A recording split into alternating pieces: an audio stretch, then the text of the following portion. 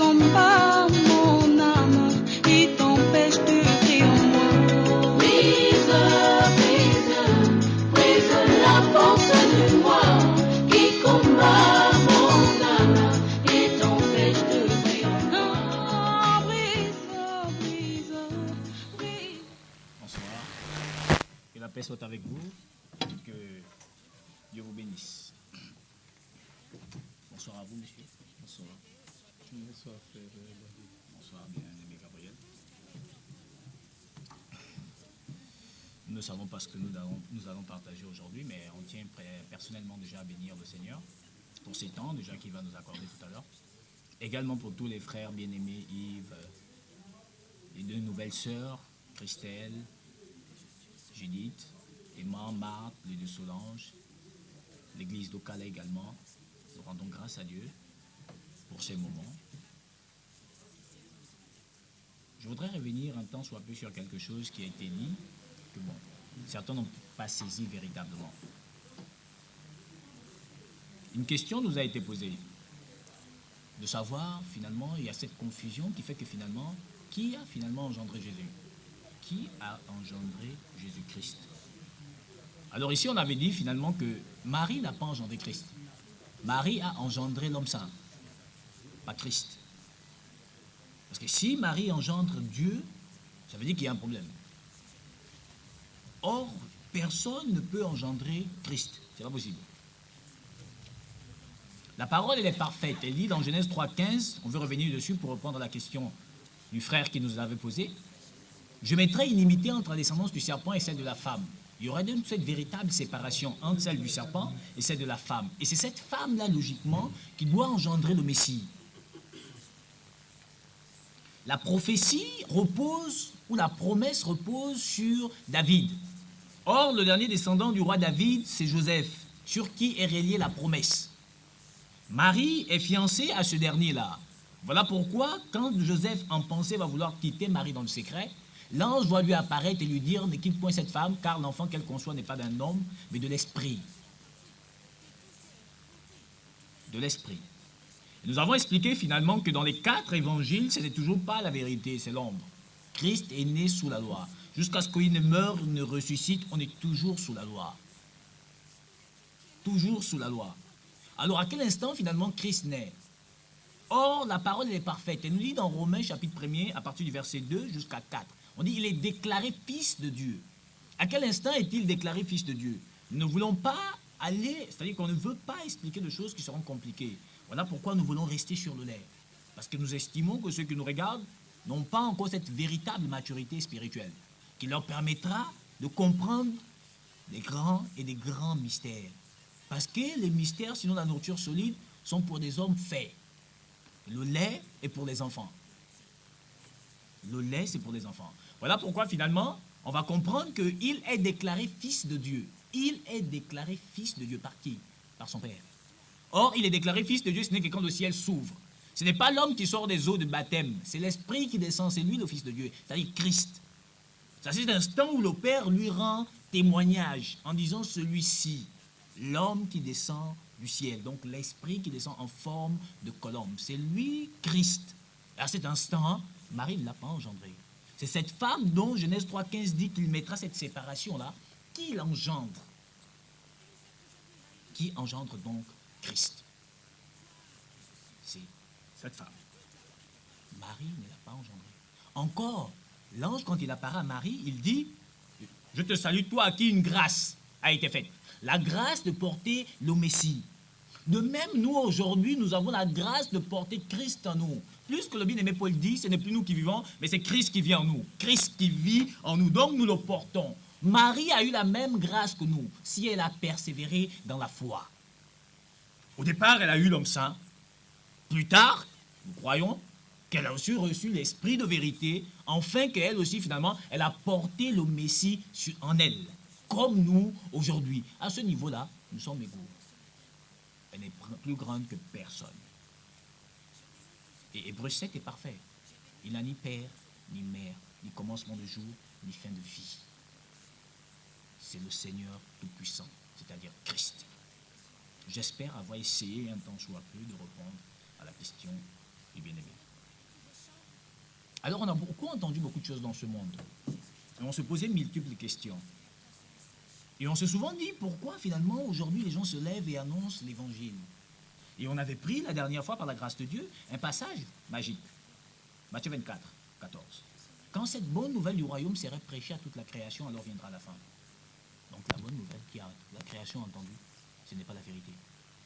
Parce que si ça aurait été la vérité, Christ devait enlever l'Église, le monde arrêtait d'exister.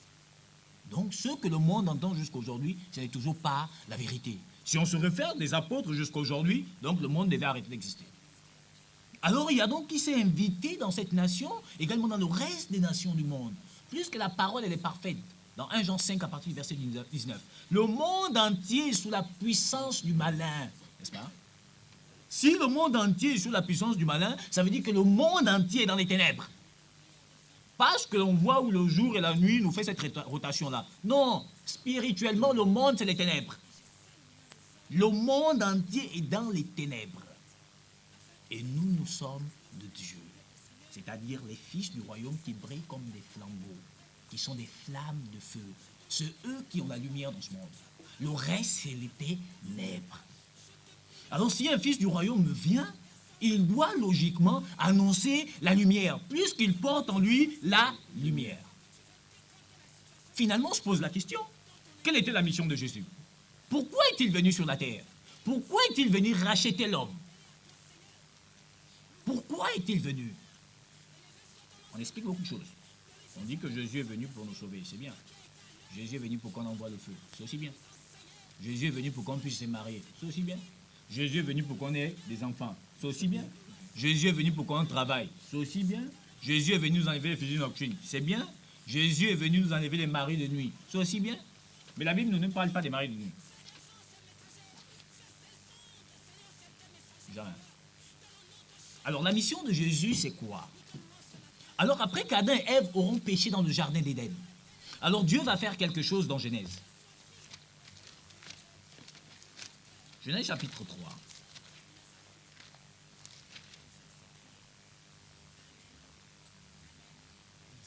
Du verset 22 jusqu'au verset 24. Genèse 3, verset 22 24. à 24. L'Éternel Dieu dit, voici l'homme est devenu comme l'un de nous pour la connaissance du bien et du mal. Empêchons-le maintenant d'avancer sa main, de prendre de l'arbre de vie, d'en manger et de vivre éternellement. Le verset 23, et l'Éternel Dieu le chassa du jardin d'Éden pour qu'il cultivât la terre d'où il avait été pris.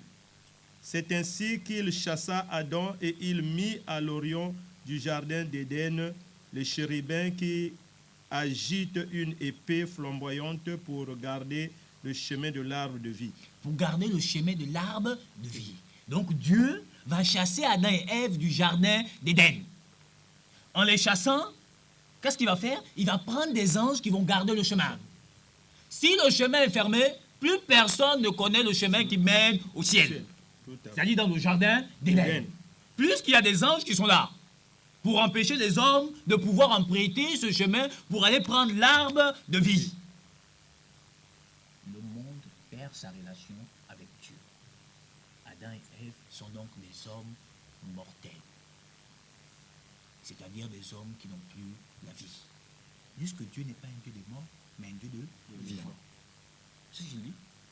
Le Dieu d'Abraham, d'Isaac et de Jacob. Mais Adam ont perdu la vie. Adam sont morts. Dieu les chasse. Frère David, ici le jardin d'Éden représente quoi spirituellement? Le jardin d'Éden, c'est le paradis. Parce que ce n'est qu'au paradis où on retrouve l'arbre de vie. Donc ici Dieu a fermé Le paradis. Afin que l'homme n'y rentre plus. Voilà. Est-ce que tu vois? Donc Dieu va fermer le paradis. Il ferme le paradis. Comme il a fermé le paradis, il est impossible maintenant à l'homme de pouvoir accéder à celui-là, pour pouvoir trouver la vie. Parce qu'il leur dit, il faut les chasser pour qu'ils ne puissent pas prendre l'arbre de vie. Alors Dieu, déjà dans Genèse 15.3, il dit que non, 3.15, autant pour moi, il dit quoi? Il dit que non, je mettrai une limite. Limité Donc cette séparation entre le serpent et la femme. Cette postérité de la femme doit venir en réalité redonner à l'homme droit. Le droit de pouvoir manger l'arbre de vie. Le droit de manger l'arbre de vie. Cet arbre qui doit donner à l'homme la vie. Or, on dit l'agneau immolé avant la fondation du monde. Donc, avant tous ces événements-là, Dieu avait déjà immolé son fils. Il l'avait déjà sacrifié pour venir redonner droit aux hommes. Est-ce que tu vois? Pour revenir redonner droit aux hommes. Alors les années ont passé, des siècles, etc., etc. Et puis il va arriver la prophétie qui dit la femme, la fille, la jeune fille vierge enfantera un fils. Ésaïe, je crois, 9, nous dit. Ésaïe 9, 5.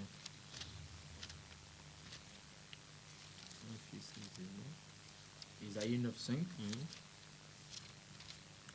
Car un enfant nous est né, un fils nous est donné, et la domination reposera sur son épaule.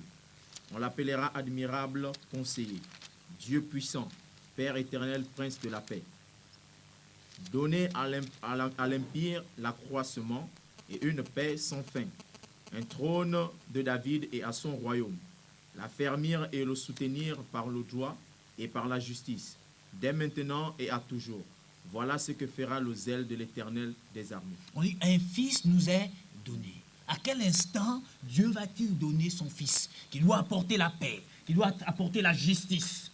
À quel instant ce fils doit être donné aux nations, c'est-à-dire au monde? À quel instant? Ce fils doit être donné au monde. On a expliqué ici par la grâce de Dieu que les 4 évangiles, c'était l'ombre.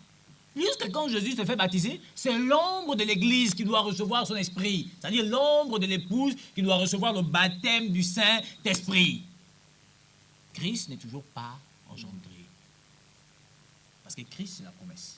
C'est le fils de la promesse. Que Dieu a fait à Abraham Tout à fait, dans Genèse. dans Genèse. Ce fils qui a pour mission réconcilier Dieu avec les hommes. C'est ça sa mission. On dit un fils nous est donné. Un fils nous est donné. Un fils nous est donné. Tu peux reprendre, s'il te plaît? Car un enfant nous est né, un fils nous est donné, et la domination reposera sur son épaule. La domination doit reposer sur son épaule. On l'appellera admirable, Conseiller, Dieu puissant. c'est pas tout, c'est Dieu puissant. Donc il prend, ça y est, il se dégage de sa nature véritable pour prendre un corps semblable au nôtre. Voilà pourquoi il est dit Dieu puissant, pas tout puissant. Pourquoi pas tout puissant? Parce que Dieu est un feu également. Alors s'il descend dans cette plénitude véritable, il est impossible à l'homme de pouvoir l'approcher. D'où nous voyons quand il est descendu sur la montagne, même les enfants d'Israël, on dit à Moïse, on ne veut plus entendre parler de cet homme-là. Quiconque devait toucher la montagne devait être embrasé par le feu. Ce fils, logiquement, est Père éternel, prince de paix. Il doit donc apporter la paix.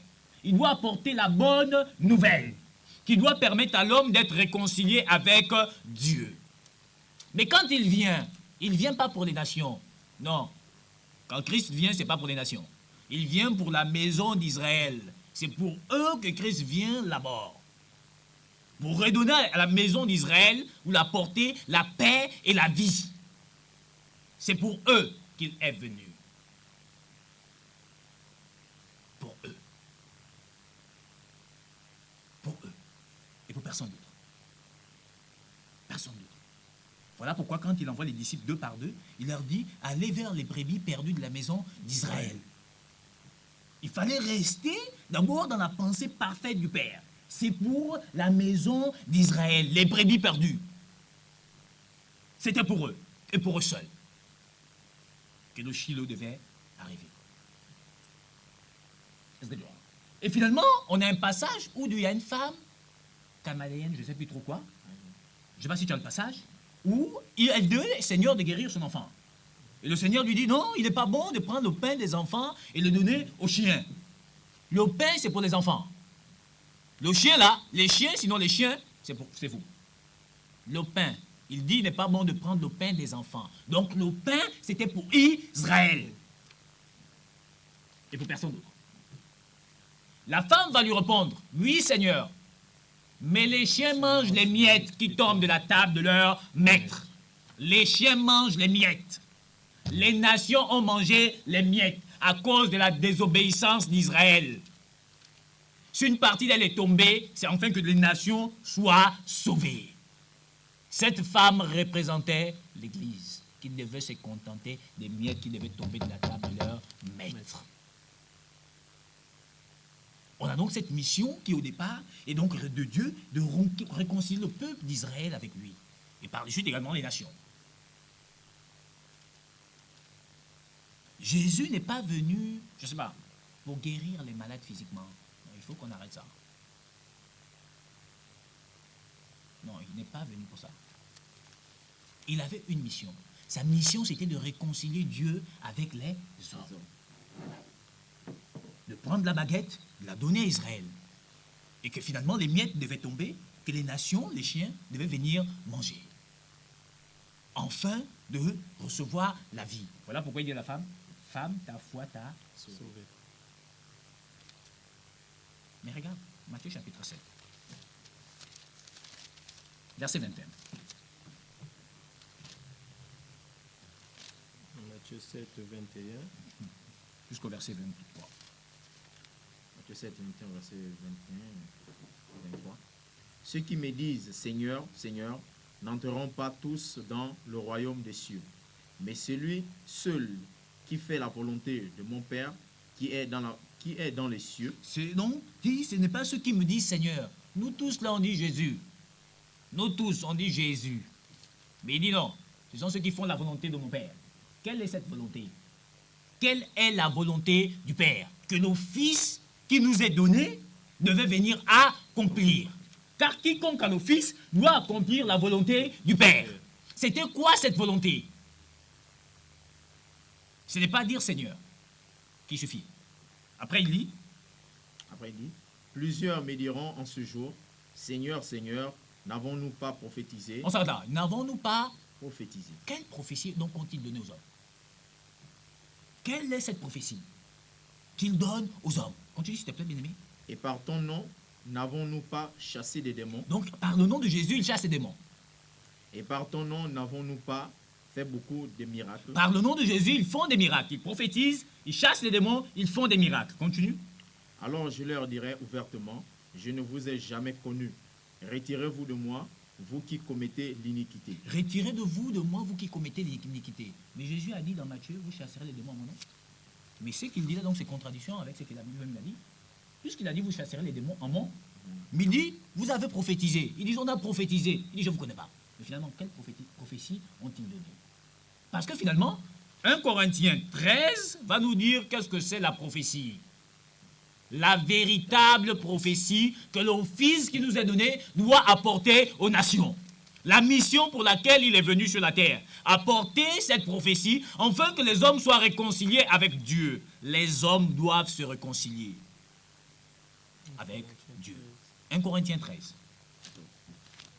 1 Corinthiens 13. Vas-y, verset. Du verset. Vas-y. 1 Corinthiens 14 à 3. 13, du premier verset au verset 3. Ouais. Quand je parlerai les langues des hommes et des anges, si je n'ai pas la charité, je suis un airain qui résonne ou une cymbale qui retentit. Et quand j'aurai le don de prophétie... On s'entend. Quand j'aurai le don de la prophétie. Donc la prophétie est un don.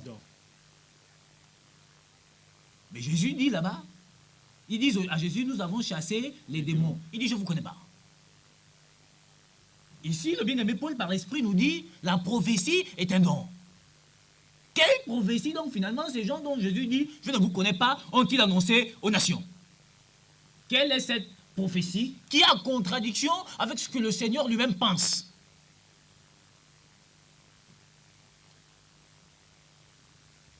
quand j'aurai le don de la prophétie, la science de tous les mystères et de toute la... Connaissance. Donc la prophétie est la science de tous les mystères et de toute la connaissance. C'est ça la véritable prophétie.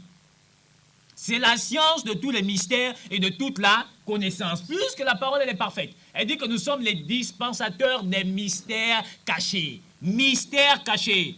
Ce n'est pas venir dire aux gens, tu serais guéri demain. Ça n'intéresse personne ça. Les Nganga le font. Sinon, où est le rôle de Jésus? Les Nganga aussi disent des choses aux gens. Demain, tu vas travailler. Les Nganga aussi le font. Les marabouts le font. Finalement, où est la place de Jésus-Christ? Où est sa place? Où est sa place? Est-ce que c'est ça prophétiser? Que tu engendreras, comme tu es stérile là, tu vas enfanter. Mais la médecine guérit la stérilité. Est-ce que Christ est-il venu sur la croix mourir pour que je sois guéri? C'est-à-dire que je sois guéri de la stérilité. Non, c'est pas juste. Puisqu'à la lumière de ces écritures-là, on réalise que la prophétie, ce n'est pas donc dire à quelqu'un que tu vas engendrer. Parce que tu es stérile. C'est la science de tous les mystères. La science de tous les mystères. La science, c'est donc la connaissance. 1 Corinthiens 14, le verset 3. Non, du verset 1er à 3. 1 Corinthiens 14, premier verset 3. Recherchez la charité, aspirez aussi aux dons spirituels, mais surtout à celui de prophétie. On s'entend. Aspirez aux dons, à tous les dons, mais surtout celui de la prophétie. Pourquoi la prophétie? Parce qu'elle est la science de tous les mystères et de toute la connaissance. C'est ça qui édifie l'homme. Et c'est ça que Jésus a fait. Il a apporté la prophétie, afin que quiconque la reçoive sort des ténèbres à son admirable lumière, qui sort finalement des chaînes de Lucifer, à la réconciliation avec le Père. C'était ça sa mission, sauver les âmes des hommes. Et la prophétie, au verset, puisque le bien-aimé Paul dit, aspirez au don de prophétie. Parce que finalement, si je me retrouve dans la logique de parler en langue, ce n'est pas mauvais. Mais je n'édifie personne. Hein. Je n'édifie personne. Je parle quelle langue là, je n'édifie personne. Parce que soit je dis le mystère à Dieu, soit c'est une langue que tous les démons connaissent comment ils parlent. Mais la prophétie, elle est nettement mieux parce que c'est la science. Qui finalement nous sort d'Osée 4:6 qui dit que mon père périt parce qu'il manque la connaissance. Or ici on dit la science de tous les mystères et de toute la connaissance. Je sors d'Osée 4:6. Je sors de l'ignorance, je sors de la mort, je me retrouve à la vie, grâce à la connaissance, grâce au don de la prophétie, que les hommes ne peuvent pas avoir. Pourquoi? Parce qu'ils ne sont pas de la bergerie de l'Éternel Jésus-Christ. Pourquoi? Parce qu'il dit à Pierre, je te donnerai les clés. Les clés du royaume. Les clés du royaume. Jean dit, c'est parfait. Il dit, je suis la porte des brebis. Or, pour ouvrir une porte, papa, il faut quoi? Il faut avoir la clé. Or, la clé, c'est l'esprit. Il nous faut donc l'esprit pour pouvoir ouvrir la porte, voir les mystères et venir dire aux hommes ce que j'ai vu, ce que j'ai entendu, comme l'a fait Pierre, comme l'a fait Paul. Et Jean. Il faut la clé. Je te donne la clé. Voilà pourquoi il dit, demandez, on vous donnera.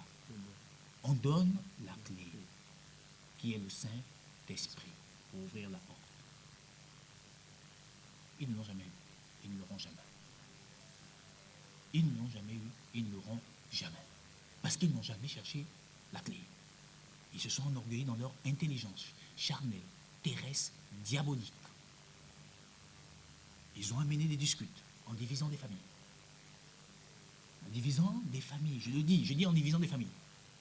En disant, c'est pas ton mari, il est dans la franc-maçonnerie, etc., etc.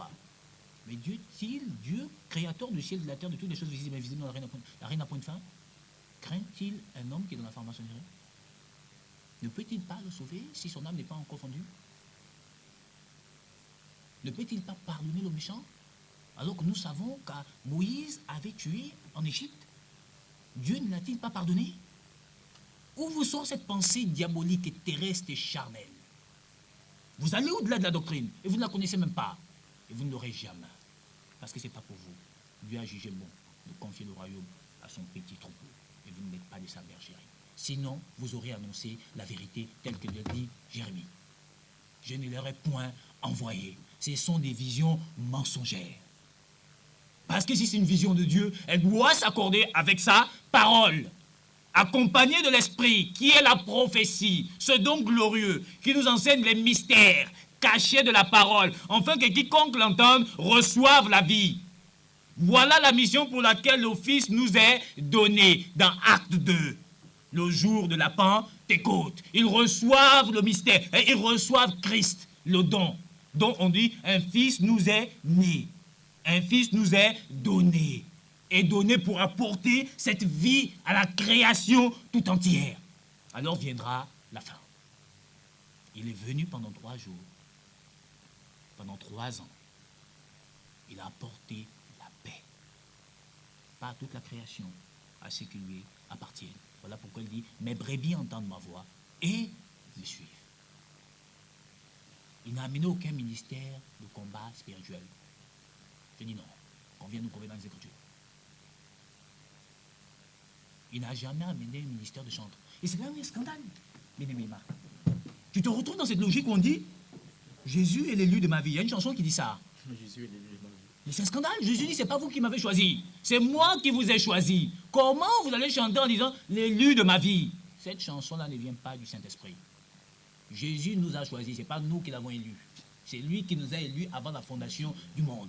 Il y a une autre chanson qui dit, mon papa a beaucoup de noms. Non, le Fils nous a révélé un seul et unique nom, Jésus-Christ. Jean 17, verset 6. Apocalypse, chapitre 5.